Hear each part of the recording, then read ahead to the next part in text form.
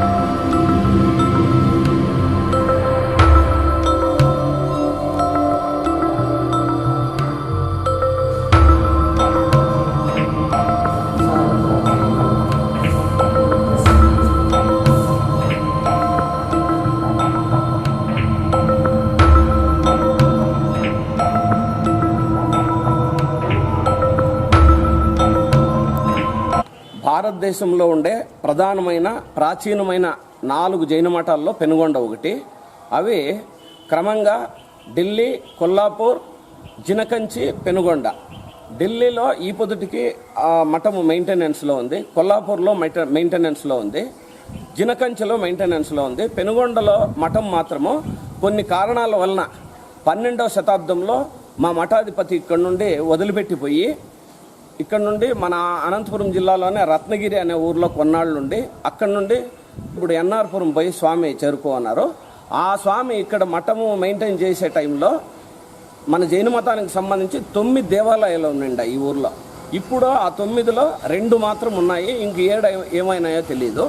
తర్వాత మన దేవస్థానానికి సంబంధించినంత వరకు 2 పార్శ్వతీర్థంకర మూర్తులు ఉన్నాయన్నమాట. ఒకటి వచ్చి కృష్ణశిల, అది పూర్వాభిముఖంగా ప్రతిష్ఠ అయిండేది. దాని శాసనాల ద్వారా ఈ దేవాలయము 650 సంవత్సరాల క్రితం ప్రతిష్ఠ అయినట్లు తెలుస్తుంది. తర్వాత ఇంకొక మూర్తి వచ్చి పచ్చే పార్శ్వనాథ్ అనమాట. ఈ పచ్చే పార్శ్వనాథ్ విగ్రహము మనకి హుబ్లీ ప్రాంతంలో కొప్పల్ అనే ఒక ఊరు, అక్కడి నుండి ఇక్కడికి స్థలాంతరమయ్యి 16వ శతాబ్దంలో ఇక్కడ ప్రతిష్ఠ అయింది. తర్వాత ఆ స్వామి వచ్చి 11వ శతాబ్దందే, అంటే 900 ఏండ్ల మూర్తిని ఇక్కడ తెచ్చి 400 సంవత్సరాల క్రితం ప్రతిష్ఠ చేసినారు. తర్వాత మనకు సంబంధించిండేది ఇంకొక దేవాలయం, 2వ తీర్థంకరుడైన అజిత తీర్థంకరుడి దేవాలయం. అదొచ్చి కొన్ని కారణాలతో పూజలు నిలిచిపోయి ఇప్పుడు 2016లో జీర్ణోద్ధారం అయిందనమాట. తర్వాత మనకు సంబంధించిన ఒక మాన్యుమెంట్ అనమాట, మన పెనుగొండకి 2 కిలోమీటర్ల దూరంలో పాదబెట్ట అని చెప్పేసి మన ఊర్లో, ఈ ఊర్లో జైన మతానికి సంబంధించిన గురువులు ఎవరన్నా స్వర్గవాసం అయితే వాళ్ళని అక్కడ దహనం చేయాల. దహనం చేసి వాళ్ళకి వాళ్ళ పాదాలు గుర్తులు అక్కడ రాతి మీద చెక్కబడతాయి. అట్లాంటివి 3 జతల పాదాలు ఉన్నాయన్నమాట.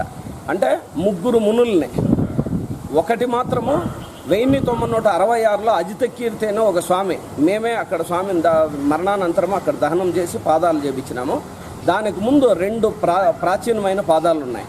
అంటే ఈ ఊర్లో 2000 సంవత్సరాలకు పూర్వమే ఈ ఊర్లో జైన మతం ఉండింది అనే దానికి ఆధారాలు ఉన్నాయి.